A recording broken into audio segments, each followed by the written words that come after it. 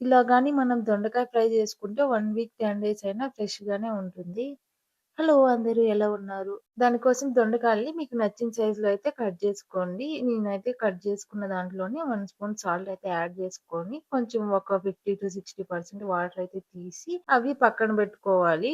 Stove on చేసుకొని, కడాయి పెట్టుకొని, దాంట్లో 1 స్పూన్ ఆయిల్ అయితే యాడ్ చేసుకొని, ఆయిల్ హీట్ అయిన తర్వాత మనము గార్లిక్, పోపు ఐటెమ్స్, లీవ్స్ యాడ్ చేసుకొని, అవి గూడా ఫ్రై అయిన తర్వాత పక్కన పెట్టుకున్నాం గదా! దొండకాయలు అవి అయితే కొంచెం వాటర్ పిండేసుకొని ఇంకా డైరెక్ట్‌గా నేనైతే దీంట్లో వేసేస్తున్నాను. ఇంకా అంత క్విక్‌గా ఏయడం రాదు అనుకుంటే మీరు వేరే ప్లేట్‌లోకి తీసి పక్కన పెట్టుకొని, ఆ తర్వాత ఇలా పోపయితే వేసుకోండి.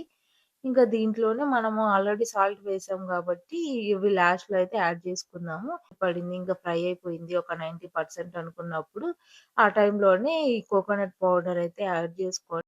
ఇంకా రిమైనింగ్ గూడా ఫ్రై అయింది అనుకున్న తర్వాత మనము రెడ్ చిల్లీ పౌడర్ యాడ్ చేసి ఒక 1 మినిట్ అలాగా ఆ ఫ్లేమ్ మీదే వదిలేసి అది తీసి పక్కన పెట్టుకోవాలి. అది కూల్ అయిన తర్వాత ఇలా వేరే బౌల్‌లోకి ట్రాన్స్‌ఫర్ చేసుకొని దాని మీద కొత్తిమీరతో గార్నిష్ చేసుకుంటే మనకి దొండకాయ ఫ్రై అయితే రెడీ అయిపోతుంది. ఈ స్టైల్‌లో మీరు ఇంట్లో ట్రై చేసి ఎలా వచ్చింది అనేది కామెంట్ చేయడం మర్చిపోవద్దు. Thanks for watching. Do follow for more videos.